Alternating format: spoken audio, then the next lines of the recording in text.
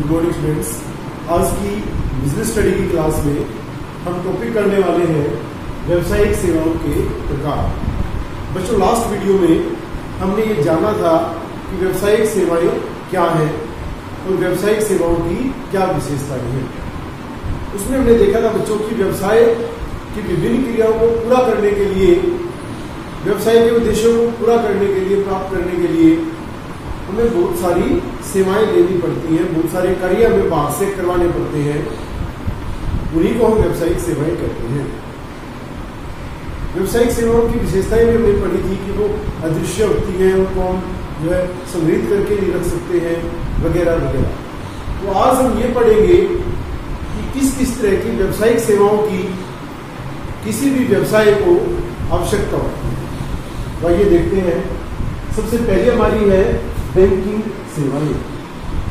हम सभी जानते हैं कि किसी भी व्यवसाय को शुरू करने के लिए, उसको ढंग से चलाने के लिए, स्मूथली ऑपरेट करने के लिए और उसका विस्तार करने के लिए, एक्सपेंशन करने के लिए हमें वित्त की आवश्यकता होती है, हमें फाइनेंस की नीड होती है, हमें रुपये पैसे की आवश्यकता होती है। तो वो पैसा कहाँ से आएगा, वो वित्त कहाँ से आएगा? तो इसी चीज में हमारी जो हेल्प करती है वो बैंकिंग सेवाएं हैं। बैंक क्या करते हैं? अगर आपके पास सरप्लस में अगर आपके पास मनी है तो वो उसकी सिक्योरिटी करते हैं, वो अपने पास ही डिपॉजिट करवाते हैं और उस पर आपको इंटरेस्ट देते हैं। अगर आपको जरूरत है तो वो आपको ऋण देते हैं, लोन आपको देते हैं। आपके पैसे को एक जगह से दूसरी जगह पे भेजने की सुविधा प्रदान करते हैं। आप अपने डॉक्यूमेंट्स को, कीमती सामान को बैंक में लॉकर में रख सकते हैं। इसके अलावा भी बैंक बहुत सारी सुविधाएं देते हैं, जो कि हम जब इसका बैंक का टॉपिक करेंगे हम, तो उसमें विस्तार से इसके बारे में हमें जानेंगे। यहाँ पे हमारे लिए इतना ही जान लेना जरूरी है, आवश्यक है, महत्वपूर्ण है कि बैंकिंग जो सेवाएं हैं वो किसी भी व्यावसायिक संस्था की जो वित्त की समस्या है, फाइनेंस की प्रॉब्लम है, उसको सॉल्व करने में हेल्प करती है। उसको जो है दीर्घ काल के लिए, मध्य काल के लिए या अल्प काल के लिए जब भी पैसे की आवश्यकता होती है तो बैंक जो है उस आवश्यकता को पूरा करते हैं। मैंने लिखा भी यहाँ पे, ये ऋण देते हैं, लोकर की सुविधा देते हैं, ड्राफ्ट जो है पैसे भेजने में एक जगह से दूसरी जगह में हमारी हेल्प करते हैं, और डेबिट और क्रेडिट कार्ड की सुविधा देते हैं। आप सभी इसके बारे में जानते होंगे। डेबिट कम एटीएम कार्ड हमारा होता है, पैसे निकाल सकते हैं, हमारे पैसे जमा है उसी को निकाल सकते हैं। क्रेडिट कार्ड का मतलब है कि वो हमें क्रेडिट की फैसिलिटी देते हैं, माने हमारे अकाउंट में पैसे नहीं भी हैं तो भी हम पैसे बैंक से ले सकते हैं क्रेडिट कार्ड के थ्रू। बाद में इसको हम डिपॉजिट कर सकते हैं, ऋण की तरह ये काम करता है। नेक्स्ट हमारा है बीमा सेवाएं। हम सभी जानते हैं कि जो व्यवसाय है वो भविष्य पे आधारित है, फ्यूचर पे बेस्ड है, और जो भविष्य है वो क्या है? अनिश्चित है, अनसर्टेन है। फ्यूचर के बारे में हम जो है सिर्फ एस्टिमेट लगा सकते हैं, हम उसके बारे में निश्चितता से कुछ भी नहीं कर सकते हैं। और बच्चों, जहाँ पे भी अनिश्चितता होगी वहाँ पे जोखिम जो है वो हमेशा रहेगा। और हमने तो पढ़ा भी है स्टार्टिंग में, फर्स्ट यूनिट में, कि जोखिम जो है वो व्यवसाय का एक तत्व है। बगैर जोखिम के व्यवसाय की कल्पना ही नहीं की जा सकती है। जोखिम का मतलब क्या है? या तो कम लाभ होने की या फिर हानि होने की संभावना। अब इसके लिए बीमा कंपनी जो है वो हमें उस जोखिम को कम करने में, रिड्यूस करने में हमारी हेल्प करती है। वो उस जोखिम को अपने सिर पे ले लेती है, जिसके लिए हमें एक निश्चित राशि प्रीमियम के रूप में हमें देनी पड़ती है। तो इसमें अगर हम बात करें तो ये क्या करती है? रिमूव करती है रिस्क प्रॉब्लम्स को। जो हमारी जोखिम से संबंधित जो समस्याएं हैं उनको दूर करने के लिए बीमा कंपनियां काम करती हैं। माने बीमा कंपनियां एक पर्टिकुलर लाइन पे काम करती हैं, एक पर्टिकुलर टैग पे काम करती हैं, और वो क्या है? एक सबके लिए और सभी एक के लिए। माने लोगों से प्रीमियम के रूप में जो भी पैसा कलेक्ट किया जाता है अगर किसी पर्टिकुलर एक पर्सन को प्रॉब्लम आती है तो उस पैसे को उसकी प्रॉब्लम को सोल्व करने के लिए यूज किया जा सकता है। नेक्स्ट हमारा है यातायात सेवाएं। हम सभी जानते हैं ट्रांसपोर्ट जो है एक इम्पोर्टेंट पार्ट है बिजनेस प्रोसेस का।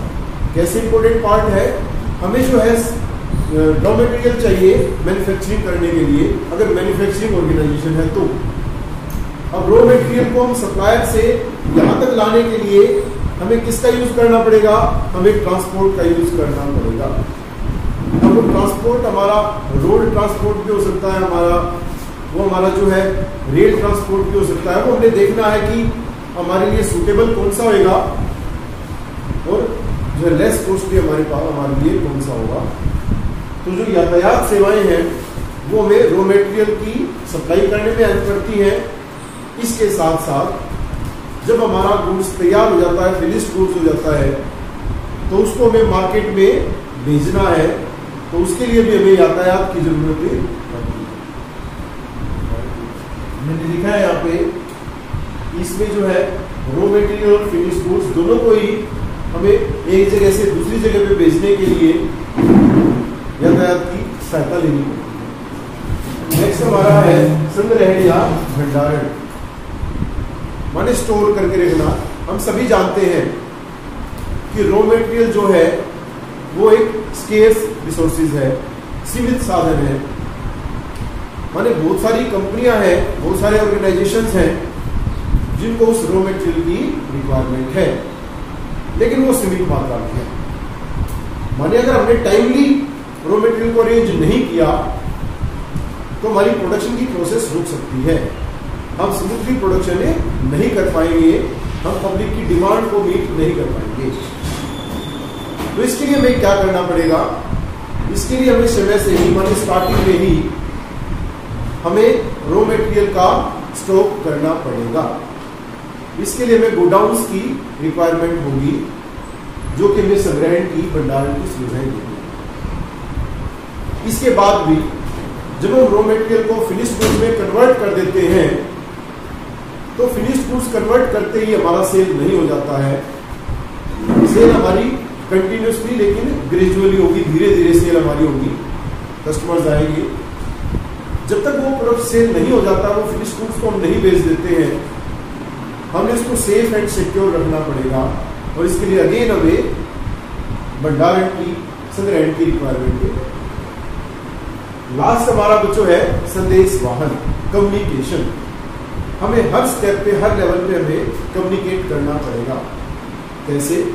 सबसे पहले जो है हम मार्केट रिसर्च करते हैं, हम मार्केट में जाके देखते हैं कि कस्टमर क्या चाहता है, ताकि हम वैसा ही प्रोडक्ट बनाए तो उसको सेल करने में कोई प्रॉब्लम नहीं आएगी।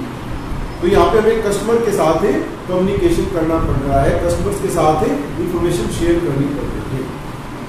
दूसरा, मैन्युफैक्चर करने के लिए हमें रॉ मटेरियल की रिक्वायरमेंट होगी, तो जो भी सप्लायर्स होंगे उनके साथ हमें कम्युनिकेशन करना पड़ेगा, संदेश का आदान प्रदान करना पड़ेगा, ऑर्डर को देने पड़ेंगे।